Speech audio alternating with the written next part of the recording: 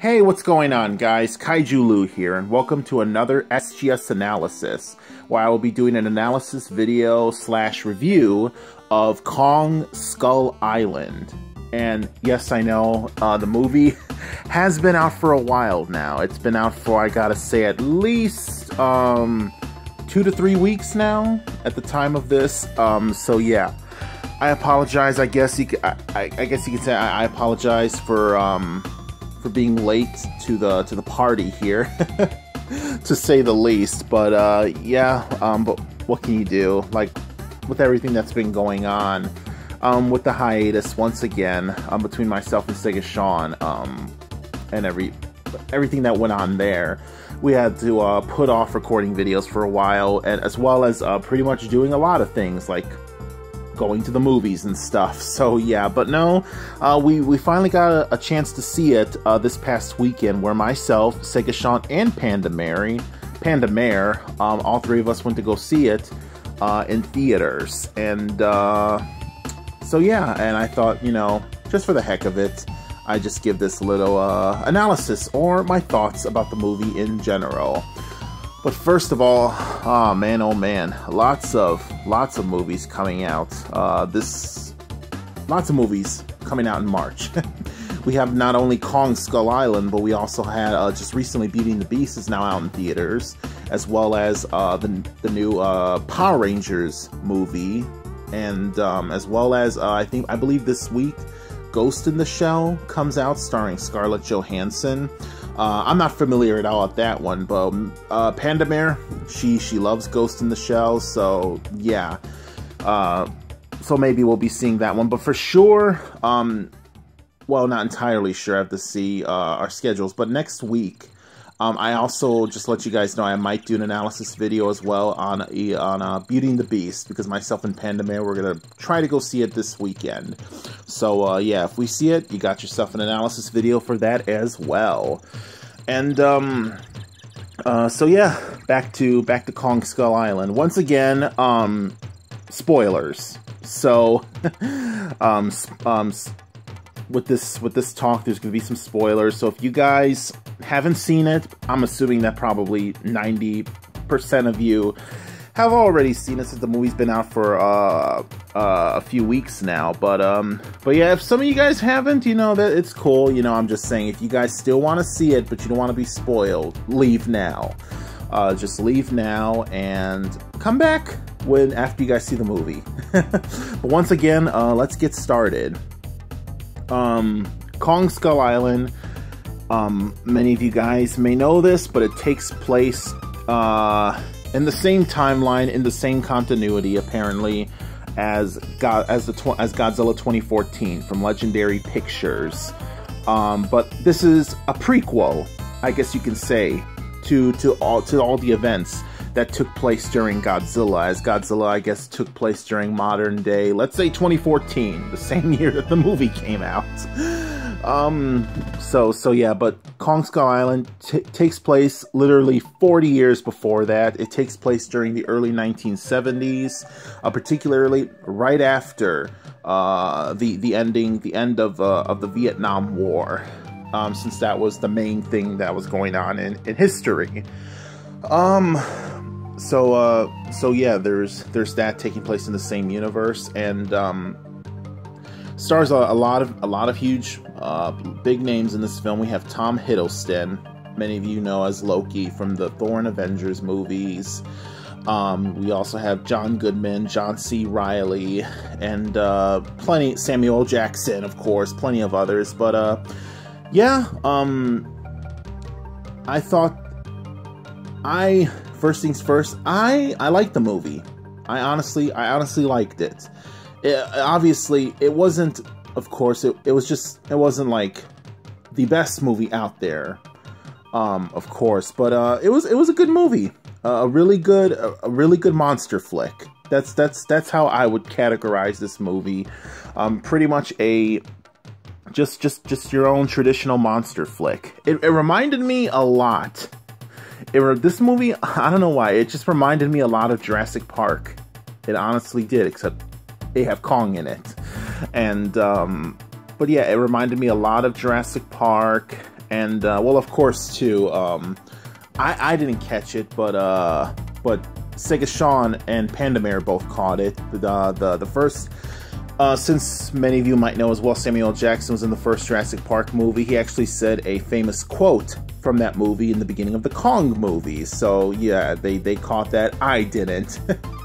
So, you know, that was a little bit of, I guess you could say, a nod to the Jurassic Park movies. And God, it's actually been years since I've seen the first one, so it's kind of a blur to me. And, yeah. Would I say this is better than Peter Jackson's King Kong movie? In all honesty, it's another one of those things that you absolutely cannot compare. It's just one of those things that you can't compare, because I remember it's another thing like Resident Evil, for example. When me and Sega Sean talked about it, I talked about my thoughts on Resident Evil, and they asked me, you know, do you think Resident Evil 7 is better than 4? Which one do you think was better? Like I said, it's apples and oranges. It's honestly apples and oranges here. If you know, I put them in two separate categories, two different genres of horror and style and stuff like that. And I guess the same thing here can apply for the Kong movies.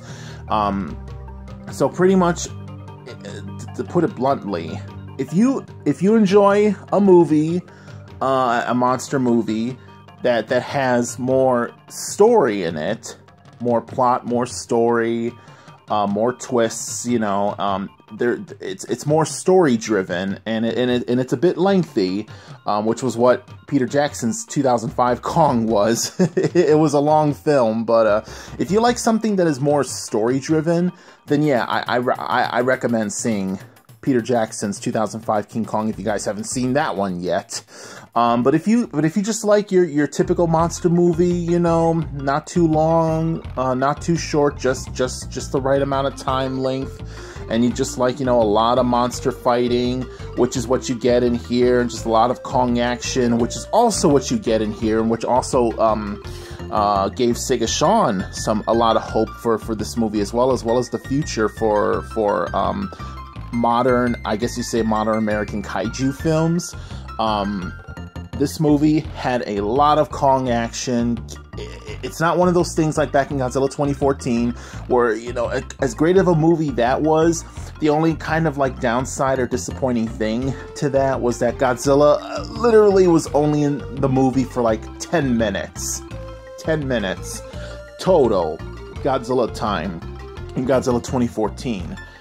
So you had like a 2-hour movie with only 10 minutes of Godzilla. But Kong was just the opposite. There was plenty of Kong action going on, plenty of scenes, plenty of monster fighting, especially daytime stuff as well, which was what myself and Sega Sean wanted to see. Yeah, because a lot of the scenes with Godzilla took place during the night, and only in the end, I guess, during dawn, at the end of the film, when he went back to the ocean, that was, you know, the only daytime Godzilla we've seen. But this one, we've had a lot of daytime scenes with Kong. It was a right balance of day and night, and but yeah, and of course, Kong. This is probably the biggest Kong there has ever been on film. I mean, back in the originals, of course, back in the old days, Kong was only about 20 to 30 feet tall, you know, which was still huge, still a monster, but, you know, it wasn't, of course, it didn't compare to other monsters in monster movies and stuff. He was no Megazord, but he was no Godzilla either, but yeah, in this movie, oh no, he grew. He grew a whole lot. So yeah, I guess they're really trying to make him big, you know, in this movie. He's like several hundred feet tall, but at the same time, it still kind of bothers me and Sega Sean, because I don't know, they could probably make it work. But at the same time, Mary's like, you know, this movie we were worried about how because, you know, if you guys haven't heard, Godzilla and King Kong are doing a crossover movie. Because in 2019, we're going to have Godzilla 2 from Legendary Pictures. And then after that, the third one is apparently supposed to be Kong and Godzilla in a movie together again. But we're like, but Godzilla is way... If these two are going to fight in the movie, which they most likely are, then how is this gonna work? Because Kong, even though this is the biggest we've ever seen Kong, he's still a little bit... He's still a whole lot smaller than 2014 Godzilla. And, so yeah, I don't know, maybe they'll make him do some, you know, some crazy acrobatic monkey action, you know, jumping on Godzilla's spines and stuff, like, you know, like jungle vines and just jumping around, just being athletic, like how Baragon was in the old Godzilla movies, like Panda Mare said. But also, too, in the same way, this movie, the events of this movie took place 40 years before Godzilla 2014. So maybe Kong still grows because these monsters apparently still grow. And so Kong's had about 40 years worth of extra growing there, so maybe he's bigger. As well, and maybe by the time that it comes out, he'll probably be almost as big as Godzilla. So yeah. Yeah, but once again, if you, Monster Movie says it all right here. The characters pretty much, you know, your usual premise, an uncharted island full of monsters called Skull Island, wants to be explored by some scientists named John Goodman, his character, as well as his partner. But both of them work for Monarch, and both of them want to investigate the island because I guess they know that there's that monsters are real, and that they want to explore the island to kind of draw out the monsters and I guess to show proof and stuff like that. So pretty much they all head down to the island, and they send a lot of soldiers there, fresh out of Vietnam, and shit hits the fan. All hell breaks loose. They start bombing the island. Kong gets pissed because they walk right into his home, and they're just, you know, damaging, disturbing it. He attacks the military, destroys all their helicopters, and now they're all stranded on the island for, like, I believe 3 days. They had 3 days till they had, like, an evac or a rescue copter to go out and save them. But, yeah, and so they have to face and they witness a lot of different monsters there besides Kong. We've had a giant octopus monster that Kong battles and eats in the water as well. We also have some giant deer or elk monsters, which are really cool. These are actually very friendly monsters in the movie. We also had these little, well, they're babies probably, went to see them grow, these little, like, pterodactyl monsters as well. These man-eating pterodactyl monsters. We had a giant spider monster, as well as another curious-looking wood tree monster. I can't describe it, but of all these amazing monsters in this film, the scariest one of all, which is also the enemy of Kong, are these, I guess, these group of monsters called the Skull Crawlers. Skull Crawlers, pretty much the Muto to Kong, you know, to his Godzilla. These are monsters. They're like lizard-like. They have like these skull-type faces, and they walk on 2 legs. They walk on 2 legs. They don't have any back legs. It's just like a spine tail. But, yeah, and they're the enemies of Kong. Kong keeps them at bay so that these guys don't come out of the island, because Kong is, of course, their natural, their natural primordial, I guess, competition. Nature, animals, of course, there's competition for territory and dominance. And so we have Kong keeping them at bay. And there's the miniature sizes that Kong fights, and of course towards the end, towards the big fight, Kong fights the big one. I guess you could say it's the Mother Skull Crawler, or the alpha, and it's pretty much this giant skull crawler, and Kong and him go into a showdown, and while at the same time the military in this movie, well, their leader, played by Samuel L. Jackson, is pissed.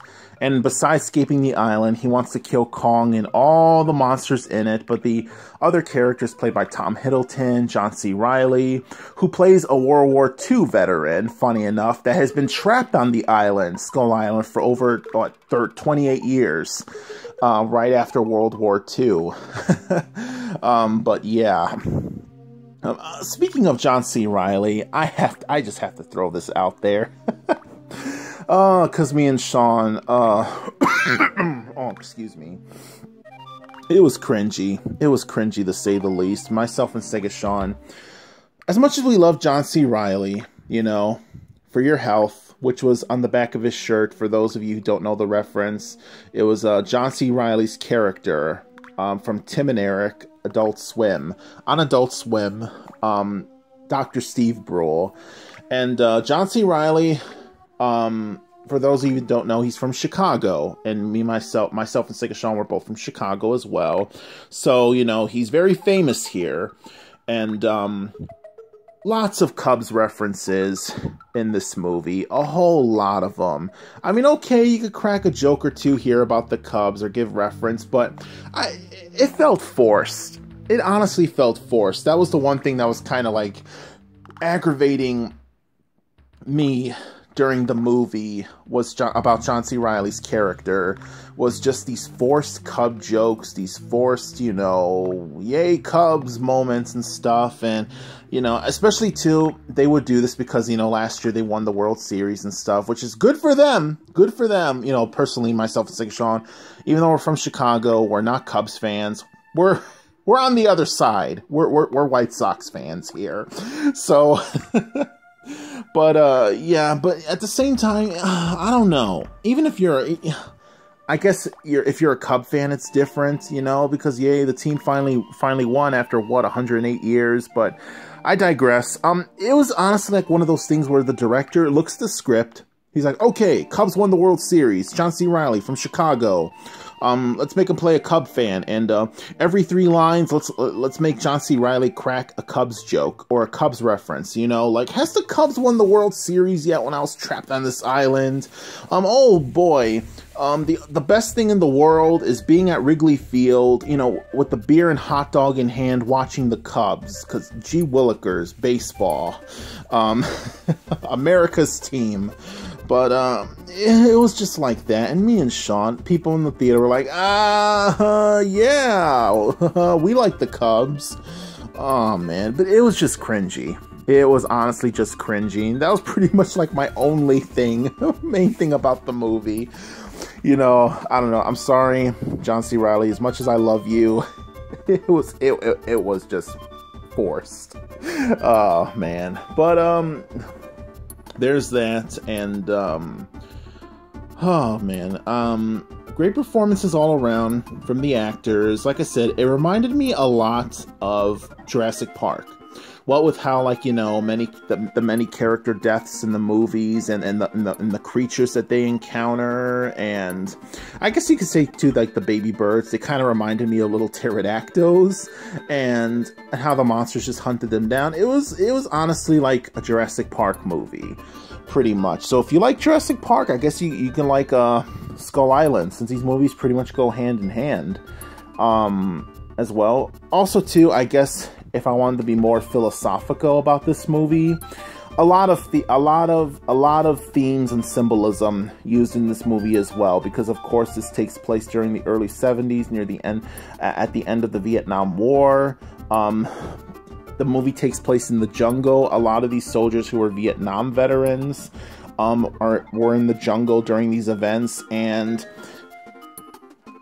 it was like a Vietnam movie as well, I guess you can say. It was pretty much like a Vietnam movie, except with monsters that the soldiers were going up against, and their attitudes too. This is what I liked about the movie as well.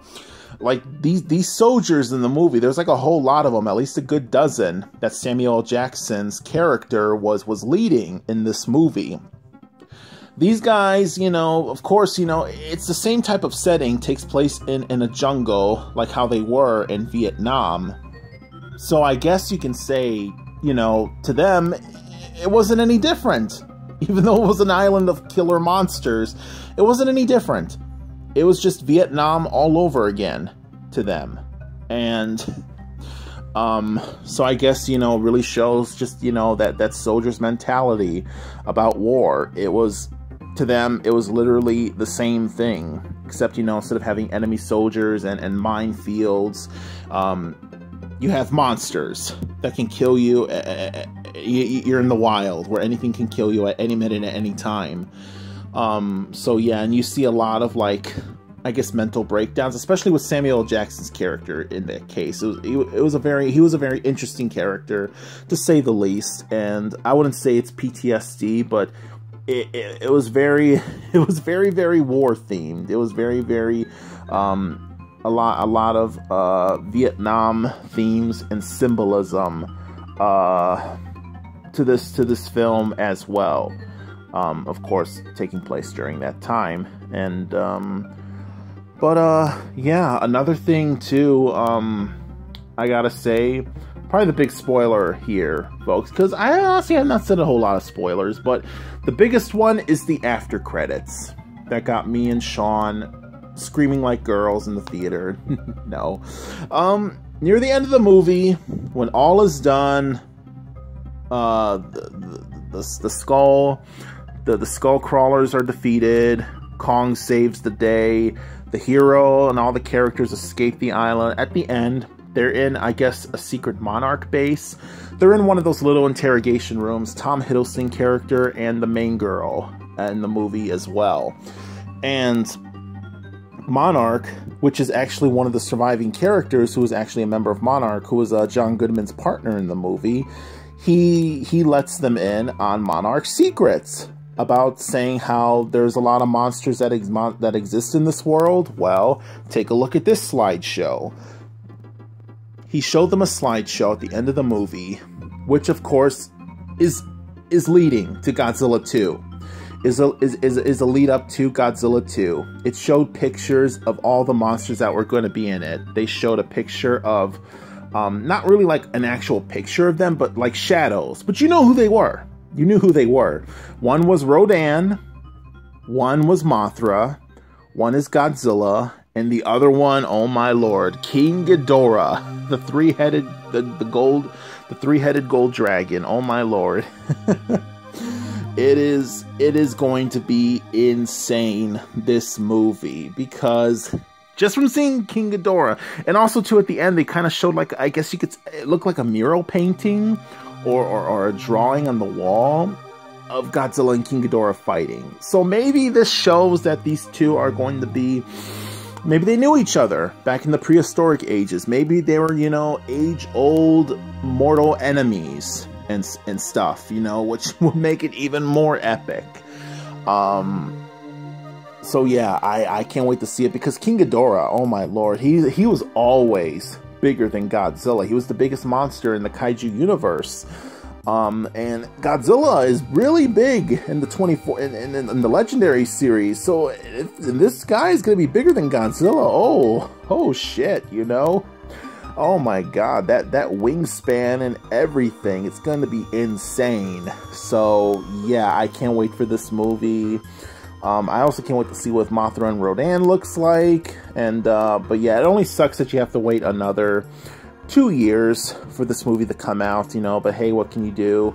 You know, delays, and also to the whole controversy between director of the first Godzilla movie, the first Godzilla 2014 movie, Gareth Edwards, is not going to direct this one due to unknown reasons. And they did find a new director. I forgot his name, I can't think of it at the moment, but he did a lot of movies, but he's also more of a horror movie director.